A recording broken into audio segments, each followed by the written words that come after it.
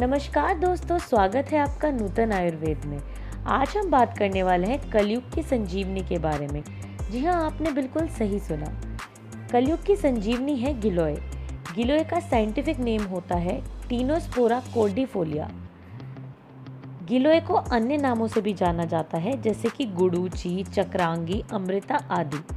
गिलोय को अमृता इसलिए बोला जाता है क्योंकि ये अनन्य रोगों को ठीक करती है। बहुत सारे असाध्य रोगों को ठीक करती है गिलोय। गिलोय को आसानी से घरों में लगाया जा सकता है। इसके पत्ते पान के पत्ते जैसे होते हैं। यह एक बेल है जो किसी भी पेड़ या पौधे के सहारे से ऊपर की तरफ चढ़ती है। यह जिस भी पेड़ पर चढ़ती है उसके गुणों को अपना लेती है। इसीलिए ही नीम पर चढ़ी हुई गिलोय को सबसे उत्तम बताया गया है। करेले की बेल के साथ लगी हुई गिलोय की बेल को भी अच्छा बताया गया है। गिलोय की सबसे खास बात यह है कि अगर इसकी लकड़ी कहीं भी गिर जाती है मिट्टी में, तो वहाँ से भी गिलोय की बेल उग जाती है।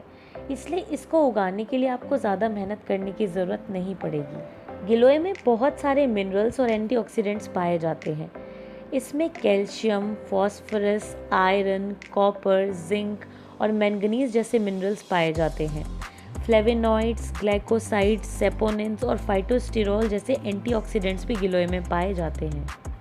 जो व्यक्ति गिलोय का सेवन करता है उसे दीर्घायु की प्राप्ति होती है।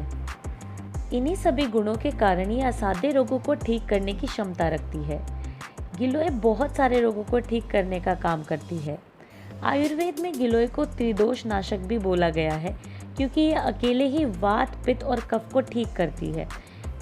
गिलोय को ज्वर नाशक भी बोला जाता है। किसी भी प्रकार का बुखार हो, अगर उसमें गिलोय का सेवन किया जाए तो निश्चित रूप से वो ठीक हो जाता है। गिलोय से खांसी जुकाम भी ठीक होता है। और एक मुख्य बात ये है कि गिलोय से प्लेटलेट काउंट भी बढ़ता है। इसीलिए ही डेंगू जैसे बुखार में जहाँ पर प्लेटलेट काउंट तेज़ी से कम होने लगता है, वहाँ पर गिलोय का इस्तेमाल किया जाता है। गिलोय डायबिटीज़ को भी जड़ से ठीक करती है। गिलोय इम्यूनिटी को भी बढ़ाती है। आर्थराइटिस यानी गठिया जैसी बीमारियों को भी गिलोय ठीक करती है। जो लोग मोटे हैं वो अगर गिलोय का सेवन करते हैं तो उनका मोटापा भी ठीक हो जाता है। गिलोय से कमज़ोरी भी ठीक होती है।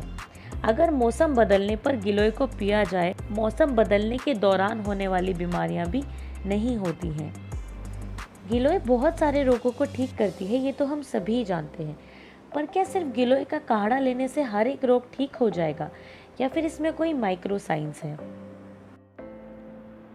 गिलोय का सेवन रोग अनुसार किया जाता है, यानी हर रोग में सेवन करने का तरीका अलग होता है। उदाहरण के तौर पर जिन लोगों का वात दोष बढ़ा हुआ है, उसे ठीक करने के लिए गिलोय को गाय के घी के साथ लेना चाहिए। 1 चम्मच गाय का घी और 4 चम्मच गिलोय का रस। इससे वात दोष बिल्कुल ठीक हो जाता है। पर ध्यान देने वाली बात यह है कि गिलोय का रस जो है वो गिलोय के पत्तों से नहीं बनाना है, गिलोय की डंडी से बनाना है, और डंडी भी पुरानी होनी चाहिए। अगर हम बात करें कफ दोष को ठीक करने की, तो कफ दोष में 4 चम्मच गिलोय के रस को 1 चम्मच शहद के साथ लेना होता है। अगर हम बात करें पित्त दोष की, तो पित्त दोष वालों को गिलोय को शक्कर के साथ सेवन करना होता है। 4 चम्मच गिलोय का रस और उसे लेना है शक्कर के साथ, तो इससे पित्त दोष ठीक हो जाता है। अगर आपके पास गिलोय का ताज़ा रस नहीं है तो आप टैबलेट्स भी ले सकते हैं। बहुत सारी कंपनियां हैं जो गिलोय की टैबलेट्स बनाती हैं।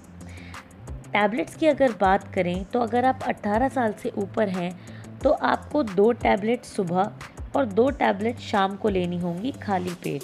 अगर आप 18 साल से कम हैं तो आप 1 टैबलेट सुबह और 1 टैबलेट शाम को ले सकते हैं खाली पेट। प्लेटलेट काउंट बढ़ाने के लिए अगर गिलोय के रस का सेवन पपीते के पत्तों के रस के साथ किया जाए तो अधिक लाभकारी होता है। बुखार के लिए भी हम गिलोय को अकेले इस्तेमाल नहीं करते हैं, उसमें बहुत सारी औषधियाँ मिलाई जाती हैं। बुखार में गिलोय का प्रयोग कैसे करना चाहिए, अगर आप जानना चाहते हैं तो उस पर हम एक डिटेल्ड वीडियो पहले ही बना चुके हैं, जिसका लिंक मैं डिस्क्रिप्शन में दे दूँगी, आप वहाँ पर जाकर देख सकते हैं। तो आज के लिए सिर्फ इतना ही। अगर आपको ये वीडियो अच्छी लगी हो तो वीडियो को लाइक ज़रूर करें, अपने दोस्तों के साथ शेयर करें और नूतन आयुर्वेद को सब्सक्राइब करें।